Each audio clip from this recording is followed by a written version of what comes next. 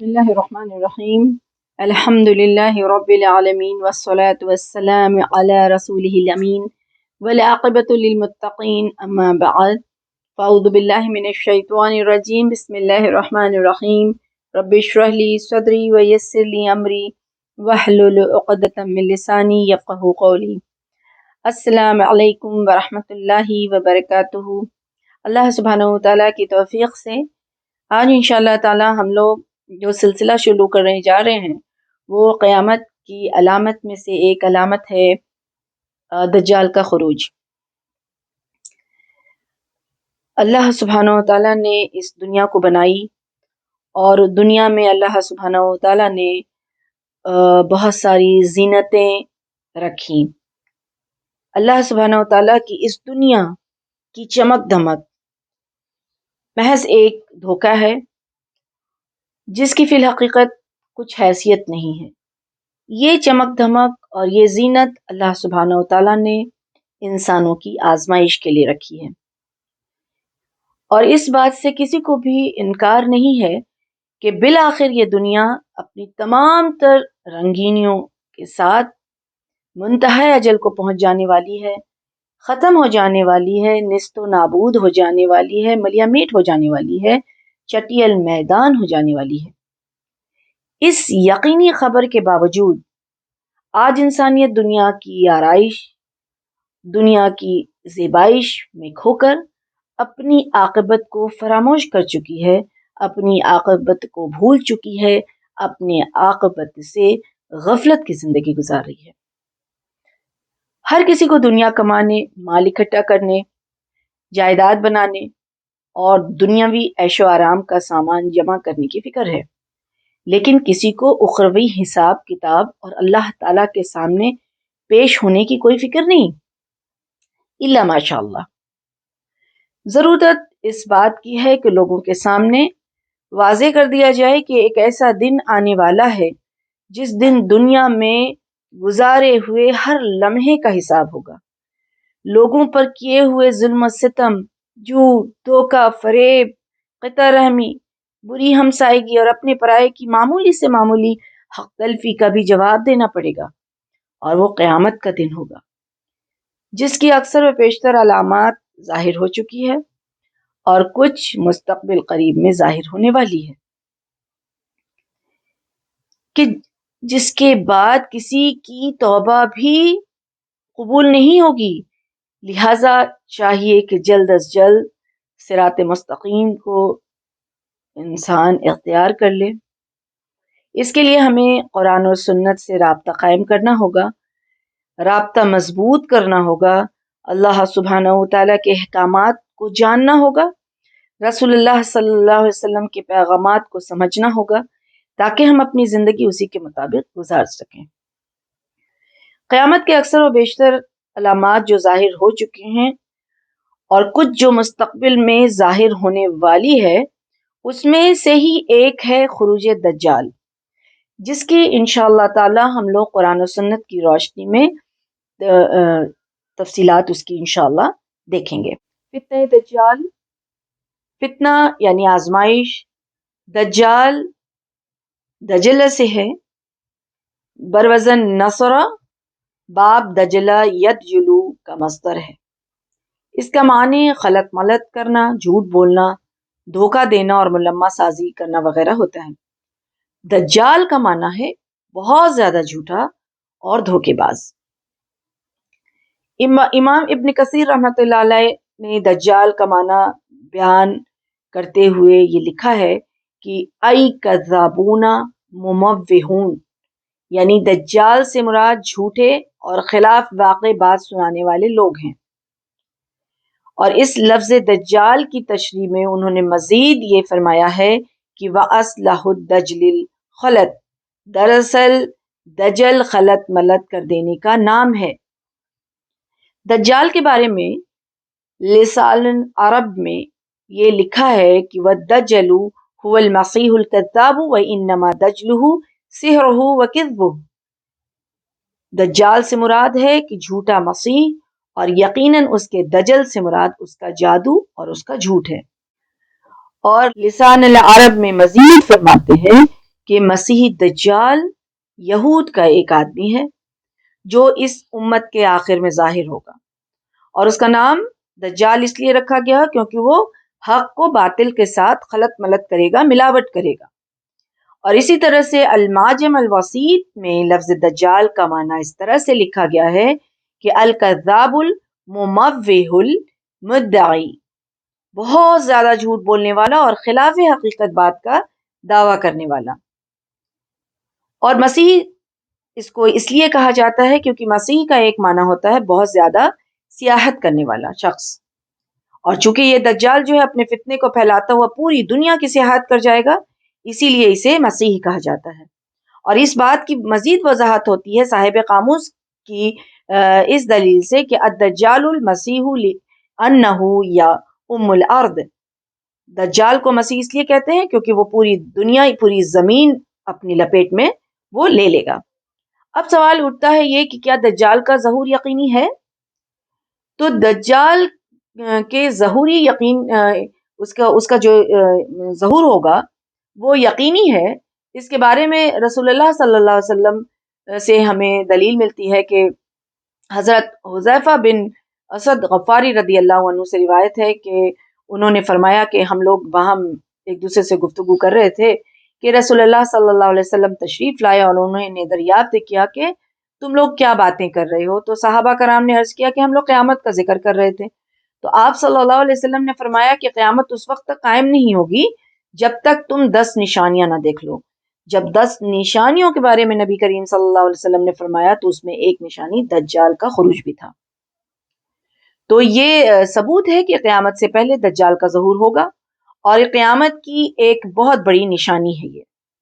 شیخ البانی رحمۃ اللہ علیہ نے اپنی کتاب میں یہ لکھا ہے کہ وَهُوَ خَارِجٌ فِيكُمْ لَا مَحَالَةَ إِنَّهُ لَحَقٌّ وَأَمَّا إِنَّهُ قَرِيبٌ وَكُلُّ مَا هُوَ آتٍ قَرِيبٌ، کہ دجال جو ہے لا محالہ تم پر آ کر رہے گا، اور اس کی آمد یقیناً برحق ہے، اس کی آمد قریب ہے، اور ہر آنے والی چیز جو ہے وہ قریب ہی ہوتی ہے۔ تو اسی طرح سنن ابن ماجہ کی ایک روایت میں یہ لفظ ہے کہ وَهُوَ خَارِجٌ فِيكُمْ لا محالہ، دجال لازماً تم میں آ کر رہے گا۔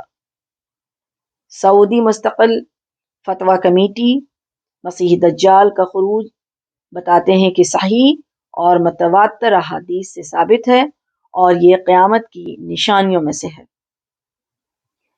تو اس طرح سے ہمیں یہ پتہ چلتا ہے کہ دجال کا ظہور بھی یقینی ہے، اور یہ دجال کائنات کا سب سے بڑا فتنہ ہے۔ دجال کائنات کا سب سے بڑا فتنہ ہوگا۔ حضرت ابو امامہ باہلی رحمۃ اللہ علیہ سے روایت ہے کہ رسول اللہ صلی اللہ علیہ وسلم نے فرمایا کہ یا ایھا الناس انہا لم تکن فتنۃ فی الارض اعظم من فتنۃ الدجال، اے لوگوں بلا شبہ زمین میں دجال کے فتنے سے بڑا کوئی فتنہ نہیں۔ حضرت حشام بن عامر رضی اللہ عنہ سے روایت ہے کہ رسول اللہ صلی اللہ علیہ وسلم نے فرمایا کہ آدم علیہ السلام سے لے کر قیامت تک اللہ کی مخلوق میں جسم کے اعتبار سے دجال سے بڑا اور کوئی فتنہ نہیں ہوگا۔ تو دجال کے فتنے کے بارے میں رسول اللہ صلی اللہ علیہ وسلم نے یہ فرما دیا ہے کہ اس سے بڑا کوئی فتنہ نہیں ہوگا۔ اور پھر حضرت جابر رضی اللہ عنہ سے روایت ہے کہ رسول اللہ صلی اللہ علیہ وسلم نے فرمایا کہ قیامت کے قریب کچھ جھوٹے لوگ ظاہر ہوں گے، ان میں دجال بھی ہوگا، وَالدَّجَّالُ الْأَعْظَمُهُمْ فتنہ، اور ان میں سے سب سے بڑے فتنے والا دجال ہوگا۔ دجال کا فتنہ اتنا بڑا فتنہ ہے کہ تمام انبیاء نے اپنی امتوں کو دجال کے فتنے سے ڈرایا۔ شیخ ابن عثیمین رحمۃ اللہ علیہ فرماتے ہیں کہ تخلیق آدم سے لے کر قیامت تک روئے زمین پر سب سے عظیم فتنہ دجال کا فتنہ ہے، اور اسی لیے ہر زمانے میں انبیاء کرام نے اپنی امتوں کو اس سے ڈرایا۔ اسی طرح سے بخاری شریف میں آتا ہے کہ حضرت ابن عمر رضی اللہ عنہ کا بیان ہے کہ رسول اللہ صلی اللہ علیہ وسلم لوگوں میں کھڑے ہوئے اور اللہ تعالیٰ کی تعریف اس کے شان کے مطابق بیان فرمائی پھر دجال کا ذکر کرتے ہوئے فرمایا کہ میں تمہیں اس سے ڈراتا ہوں اور کوئی نبی ایسا نہیں گزرا جس نے اپنی قوم کو اس سے نہ ڈرایا ہو۔ البتہ میں تمہیں اس کے بارے میں ایک نئی بات بتاتا ہوں جو کسی نبی نے اپنی قوم کو نہیں بتائی، اور وہ یہ ہے کہ وہ کانا ہوگا اور اللہ تعالی کانا نہیں۔ سبحان اللہ۔ یعنی رسول اللہ صلی اللہ علیہ وسلم نے اپنی امت کو مزید جو ہے وہ دجال کے بارے میں وضاحت فرما دی کہ وہ کانا ہوگا، یعنی ایک آنکھ والا ہوگا۔ اسی طرح کی روایت ہمیں صحیح ابن ماجہ میں بھی ملتی ہے، جو حضرت ابو امامہ رضی اللہ عنہ سے روایت ہے کہ رسول اللہ صلی اللہ علیہ وسلم نے فرمایا کہ اے لوگوں، بلا شبہ زمین میں دجال کے فتنے سے بڑا کوئی فتنہ نہیں، اور بے شک اللہ تعالیٰ نے جو بھی نبی مبعوث فرمایا اس نے اپنی امت کو دجال کے فتنے سے ڈرایا۔ یعنی کوئی بھی نبی ایسے نہیں گزرے جنہوں نے اپنی امت کو دجال کے فتنے سے نہ ڈرایا ہو۔ اب سوال یہ اٹھتا ہے کہ یہ دجال اس وقت کہاں ہے؟ ایک صحیح حدیث سے ہمیں یہ معلوم ہوتا ہے کہ دجال جو ہے اس وقت دنیا میں موجود ہے، جسے اللہ تعالیٰ نے کسی ویران جزیرہ میں بیڑیوں میں جکڑ کر کے رکھا ہوا ہے، چھپا کے رکھا ہے، اور اتنے بڑے بڑے سائنسداں اور سیٹلائٹ سسٹم بنانے والے اس کو چلانے والے اس کے ذریعے سے آج تک یہ پتہ نہیں کر سکے ہیں، دجال کو تلاش نہیں کر پائے ہیں۔ یقیناً ان کے لیے اللہ تعالیٰ کی طرف سے یہ کھلا چیلنج ہے۔ دجال کا ظہور تبھی ہوگا، دجال تبھی ظاہر ہوگا جب اللہ سبحانہ و تعالیٰ کا حکم ہوگا۔ سبحان اللہ۔ آئیے ہم یہ پتہ کرتے ہیں کہ ہمیں کیسے پتہ چلے گا کہ دجال کہاں اور کیسے ہے، اور ہمیں کیسے اس کے بارے میں خبر ملی ہے۔ تو ہم دیکھتے ہیں کہ حضرت فاطمہ بنت قیس رضی اللہ عنہما سے روایت ہے کہ میں نے رسول اللہ صلی اللہ علیہ وسلم کے منادی کو اعلان کرتے ہوئے سنا کہ نماز کے لیے جمع ہو جاؤ۔ میں بھی مسجد کی طرف نکلی اور میں نے رسول اللہ صلی اللہ علیہ وسلم کے ساتھ نماز ادا کی۔ میں لوگوں کے پیچھے اس صف میں تھی جس میں عورتیں تھیں۔ عورتیں بھی شروع سے نماز پڑھا کرتی ہیں الحمدللہ جماعت کے ساتھ، لیکن عورتوں کا صف جو ہے وہ پیچھے ہوا کرتا ہے۔ تو جب آپ نے نماز پڑھ لی تو ممبر پر بیٹھ گئے۔ آپ ہنس رہے تھے اور آپ نے فرمایا کہ ہر ایک آدمی اپنی اپنی جگہ بیٹھا رہے۔ پھر فرمایا کہ تم جانتے ہو میں نے تم لوگوں کو کیوں اکٹھا کیا ہے؟ یہ کون فرما رہے ہیں؟ یہ رسول اللہ صلی اللہ علیہ وسلم ممبر پر بیٹھ کے فرما رہے ہیں کہ تم لوگ جانتے ہو کہ میں نے تم لوگوں کو کیوں اکٹھا کیا ہے؟ تو لوگوں نے کہا کہ اللہ اور اس کے رسول کو اس کی خبر ہے۔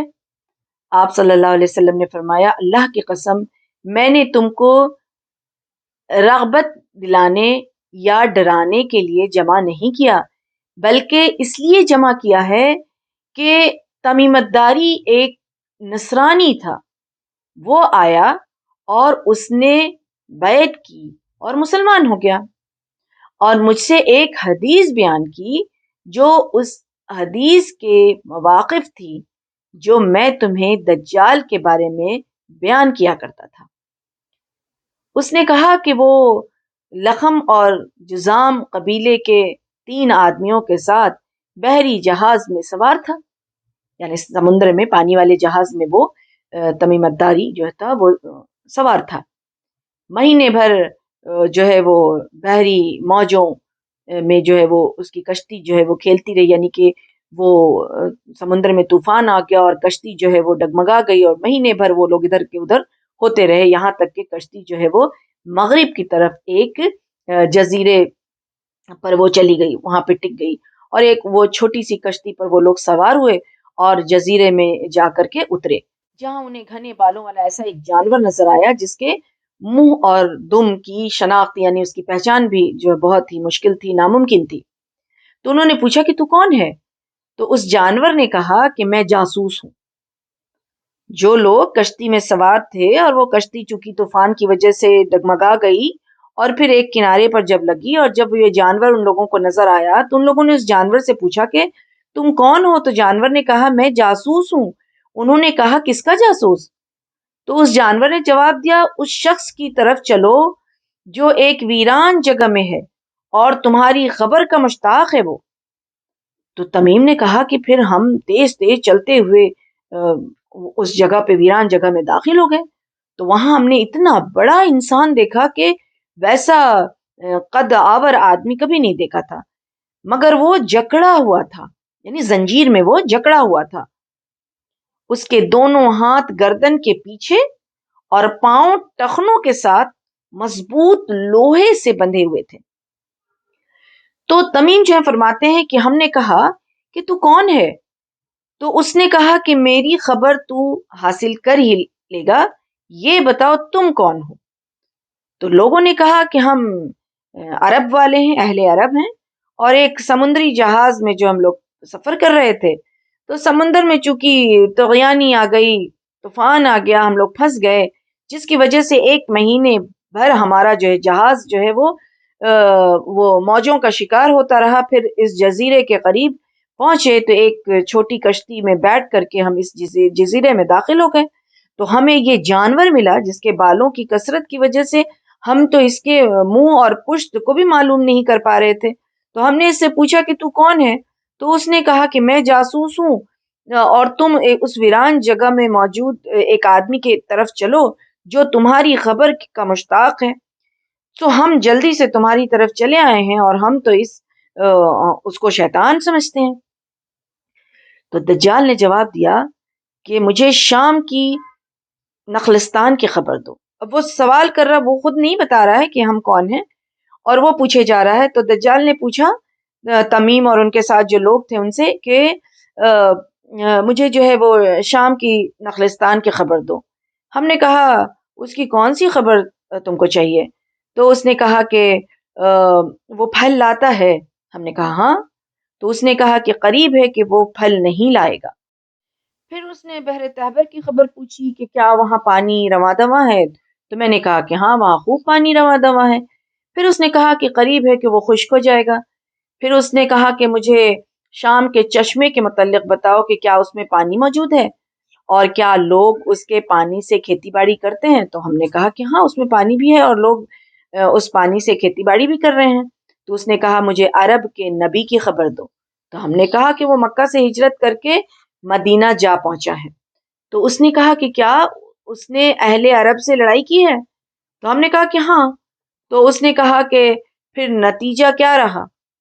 تو ہم نے کہا، یعنی تمیم نے کہا کہ وہ نبی اپنے گرد پیش، یعنی اپنے چاروں طرف وہ غالب آ چکا ہے۔ تو اب دجال نے کہا کہ کیا واقعی ایسا ہو چکا ہے؟ تو تمیم نے کہا، یعنی تمیم فرما رہے ہیں کہ ہم نے کہا کہ ہاں۔ اس نے کہا کہ لوگوں کے لیے اس کی اطاعت ہی بہتر ہے، یعنی دجال یہ کہہ رہا ہے کہ لوگوں کے لیے رسول اللہ صلی اللہ علیہ وسلم کی اطاعت ہی بہتر ہے۔ میرے متعلق خبردار ہو جاؤ، میں مسیحی دجال ہوں، ان قریب مجھے خروج کی اجازت دے دی جائے گی، اور میں 40 دنوں میں پوری زمین کو فتح کر لوں گا، البتہ مکہ اور مدینہ مجھ پر حرام ہے۔ اب اتنے سارے سوالوں کے بعد اس نے اپنی تعریف بتائی کہ اچھا ہوتا، بہتر ہوتا کہ لوگ اس رسول کی جو ہے وہ اطاعت کرتے ہیں صلی اللہ علیہ وسلم۔ اور اب میرے متعلق، اب اس نے کہا کہ میرے متعلق لوگوں کو خبردار کر دینا، اور تم لوگ خبردار ہو جاؤ کہ اب بہت جلد ہی اللہ سبحانہ و تعالیٰ کی طرف سے مجھے خروج کی اجازت دے دی جائے گی، اور میں 40 دنوں میں پوری زمین کو فتح کر لوں گا۔ یہاں لیکن ہوگا یہ کہ مکہ اور مدینہ مجھ پر حرام ہے، میں وہاں نہیں پہنچ سکتا ہوں۔ اگر میں اس طرف رخ کروں گا تو وہاں تلوار لہراتے ہوئے فرشتے مجھے روک دیں گے، جو وہاں جو ہے وہاں پہرے پر جو ہے مقرر ہوں گے۔ سبحان اللہ۔ تو یہ خبر جو ہے وہ دجال نے تمیم اداری کو دی۔ تو نبی کریم صلی اللہ علیہ وسلم اپنی چھڑی کو 3 مرتبہ ممبر پر مارا اور فرمایا یہی مدینہ ہے، یہی طیبہ ہے، اور فرمایا کیا میں تمہیں اس دجال کے بارے میں نہیں بتایا کرتا تھا؟ لوگوں نے کہا کہ کیوں نہیں؟ پھر آپ صلی اللہ علیہ وسلم نے فرمایا کہ مجھے تمیم کی بات اس لیے اچھی لگی کہ یہ میری اس خبر کے مشابہ ہے جو میں تمہیں دجال اور مکہ اور مدینہ کے بارے میں بتایا کرتا تھا۔ خبردار، دجال دریائے شام میں ہے یا دریائے یمن میں ہے؟ نہیں، بلکہ وہ مشرق کی طرف ہے، وہ مشرق کی طرف ہے، وہ مشرق کی طرف ہے۔ آپ صلی اللہ علیہ وسلم نے مشرق کی طرف اپنے ہاتھ سے اشارہ کر کے یہ فرمایا۔ تو اس سے ہمیں یہ پتہ چلا کہ دجال دنیا میں موجود ہے، زنجیروں میں جکڑا ہوا ہے، مشرق کی طرف ہے۔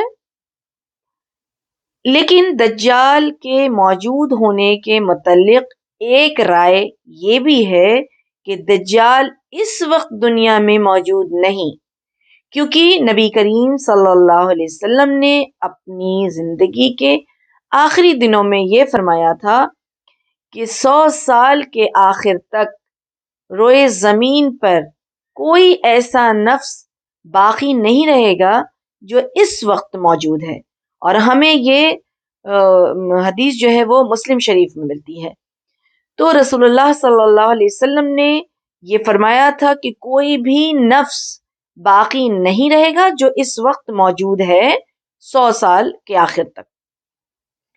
تو اس حدیث کے مطابق چونکہ اس وقت دجال موجود تھا، اس لیے 100 سال بعد بھی وہ باقی نہیں رہا، لہٰذا دجال اس وقت موجود نہیں، البتہ اللہ تعالیٰ قیامت کے قریب جب چاہیں گے اسے دوبارہ بھیج دیں گے، اور یہ مجموعہ فتاوی و رسائل ابن عثیمین سے ہمیں یہ بات ملتی ہے۔ واللہ عالم بالصواب۔ یہ ایک رائے تھی جو رکھنا ضروری تھا، اور اس سے ہمارے عقیدے میں یا ہمارے عمل میں کوئی فرق نہیں پڑتا ہے، کیونکہ دونوں ہی صورت میں دجال جو ہے وہ ہماری نظروں سے وہ غائب ہے، اور جب اللہ سبحانہ وتعالیٰ کا حکم ہوگا تبھی اس کا ظہور ہوگا، تبھی وہ جو ہے اس کی آمد ہوگی۔ تو ہمیں اب جاننے کی ضرورت ہے کہ ظہور دجال کی کیا علامت ہوگی، ہمیں کن علامتوں سے یہ پتہ چلے گا کہ اب جو ہے وہ دجال کے آنے کا اب وقت جو ہے وہ بہت ہی قریب ہو گیا ہے۔ تو انشاءاللہ تعالیٰ اس کے بارے میں ہم لوگ دوسرے درس میں دیکھیں گے۔ وما علینا الا البلاغ۔